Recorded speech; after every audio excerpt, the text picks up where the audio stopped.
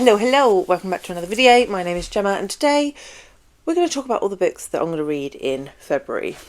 Going to attempt to read in February. So we will be doing the TBR Jar. We have buddy reads, we have read-alongs, we have book club books. And that's before we even get to the fact that the Women's Prize for Non-Fiction long list is about to be announced. Or will be announced in the middle of February. So we'll see how we go. On top of that, this is my second attempt at filming this because I filmed it earlier today and then the footage was corrupt. And if you just saw the camera move, it's because really hit you with his tail. So, before we get into the books for February, let's have a quick talk about my January TBR, and it didn't go super well. So we had this Tenderland. I don't know why I hold these up like you can read them, but it makes me feel good about life. This Tenderland by William Kent Kruger. I did not read that, so that is going back in the jar. There's going to be a theme. Middle grade, I picked Skandar and the Phantom Rider. This one didn't get to that either. Nope. Then we had Kid Pick, and the kids picked for me The Eighth Life by Nino Haratischvili. Didn't get to that either. However, I did also pick a book from Charlie Brooke Reed's Best Books of the Year. If you don't subscribe to Charlie, you really should. She's fantastic. She has such great book recommendations. And I picked Someday Maybe by Onyi. I've forgotten the surname of the author, but I have nearly finished that. So that will definitely be finished before the end of the month. Woohoo!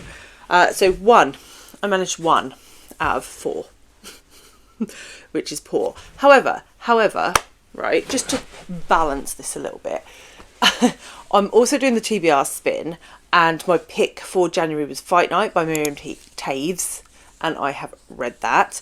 And I am doing the Read Good Challenge, which is hosted by Ben at Ben Reads Good. The TBR Spin is hosted by Sarah at Freshly Read Books and Jill at the Book Bully. And Ben's prompt for January was written by an Anne, and I've cheated slightly and I read Cheri by Joanne Beard. Anne. So we're counting that.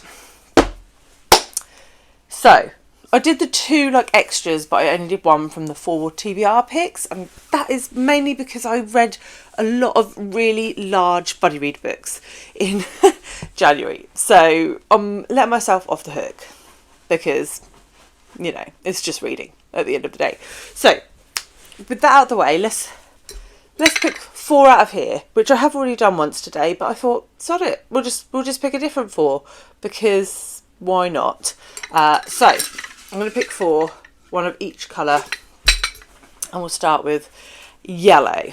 So yellow is a specific book, and I've picked Mossflower. Mossflower by Brian Jaques, which is the second in the Red Bull series. I read the first one ages ago with Jack, and I've been meaning to crack on with the series, so I will enjoy that little bit of animal middle grade delightfulness. If you haven't heard of this series, it's literally a series of woodland creatures who are fighting for their place in the woods. Sort of thing. It's a really brilliant series. I read it read most of them as a kid. I don't think I actually read all of them. And I would like to go back and reread them. So that's why that's in there. Okay, let's go for an orange. Okay, orange is Booktube recommendations. So I've picked the loveliest human on Booktube, Eric Carl Anderson. So I'll have a quick look at his best books of the year so far. Best books of the year for 2023, and I will pick one from that and let you know what I pick. Okay, so I've just checked out Eric's channel and his video for his best books of the year. And I've decided to go for Boulder by either Baltasar. Several people have this on their best books of the year for 2023, and it's one that I meant to get to all last year and didn't, and it's really tiny, so I really don't have an excuse. Boulder, I nearly said Baltasar, that is the author's name.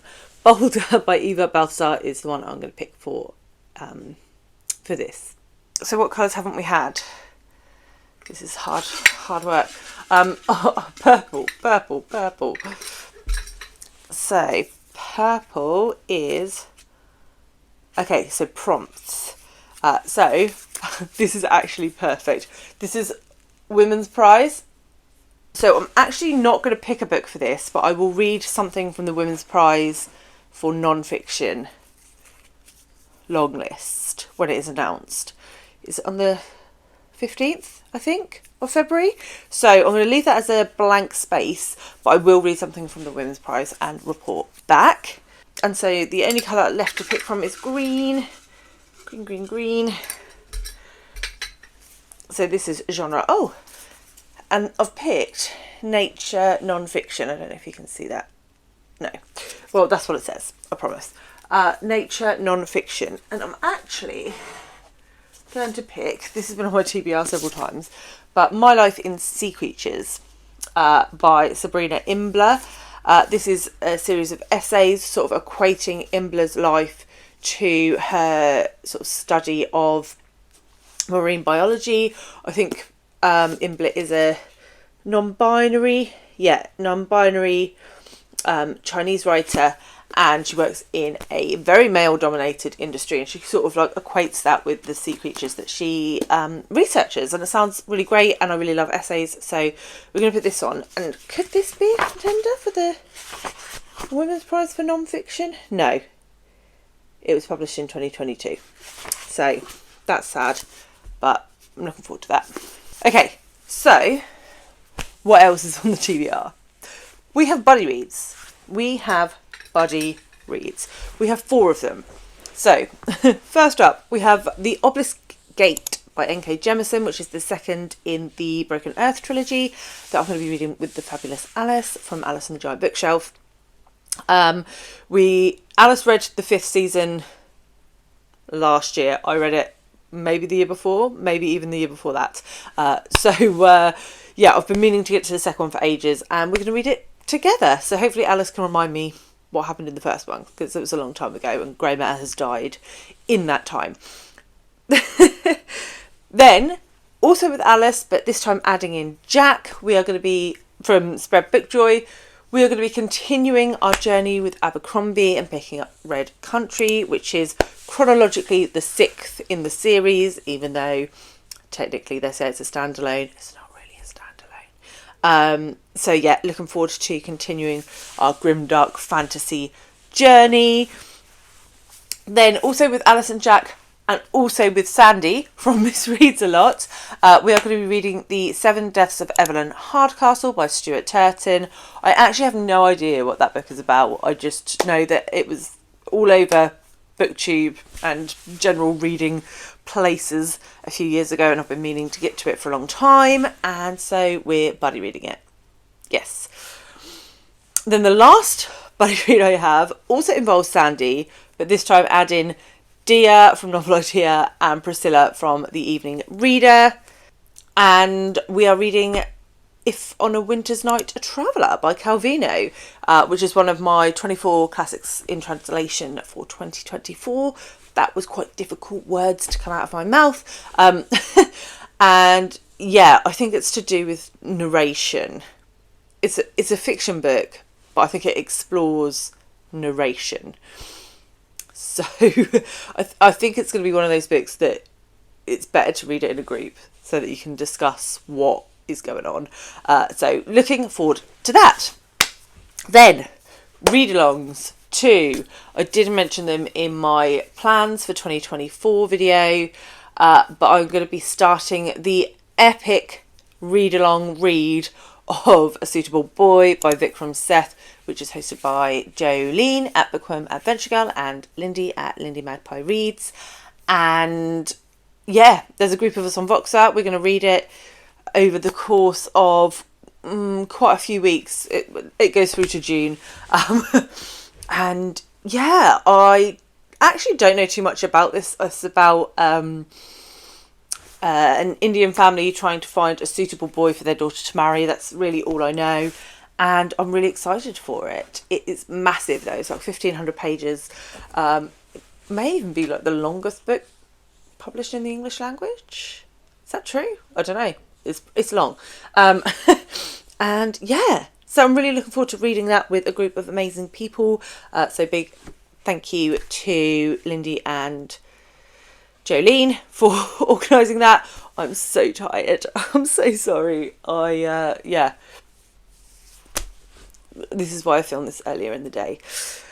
The other read-along that I'm doing is Invisible Man by Ralph Ellison, which is being hosted by Jess at Stalking Kafka. And I really can't remember what this book is about either, because I watched Jess's video where she sold it to me. I think it's to do with the Black experience in America. And I was like, oh, that sounds so good. I really want to read that. So I joined the read-along, and now I've forgotten everything that Jess said in her video. So if you want a more comprehensive understanding of what that book's about, then maybe head Jess's way. I am then partaking in 2 book clubs. One is my own book club, the FOMO book club, which I host with Jack and Alice, and we are reading in January and February Tipping the Velvet by Sarah Waters. This will be my first Sarah Waters. I think it's supposed to be a bit saucy in places. Everyone absolutely raves about this author, but I've never read any of her work, so I'm really excited. And yeah, we'll be doing a live show for this on my channel at the end of February, so if you are reading along, then keep an eye out and we'll post details of when the live is a bit closer to the time. Then for my work book club, we are reading Like Water for Chocolate by Laura Esquivel, which is set in South America and about a family whose youngest daughter is told that she is not allowed to marry, but then maybe falls in love. And I think it's sad. I think there's magical realism elements in it, which will be interesting. I am hearing nothing but praise for this book, so I'm really excited for it. And I think it's a tearjerker, so that ticks all of my boxes. So I think that's it, which I don't know. I don't think that sounded that bad. How many books is that? Like 4, 8, 9, 10, 11, 12. 12 is quite a lot of books, isn't it? And I do also have my TBR Spin choice to add. But as of filming today, the spin hasn't happened. So I will put something on my community tab when I pick the book for that. You're probably more likely to see that if you're subscribed, so if you want to subscribe, that'd be lovely. And yeah, we'll see how we get on with those 12. As I said, Women's Prize for non-fiction will be happening in the second half of the month, so I might get somewhat distracted from my actual TBR and just read some of those. I'd love to know what you guys are reading in February. If you've made it to the end of this video, then give me a sea creature emoji, any sea creature, and I will leave my 24 classics in translation video here, and I will see you all very soon with another one. Bye guys.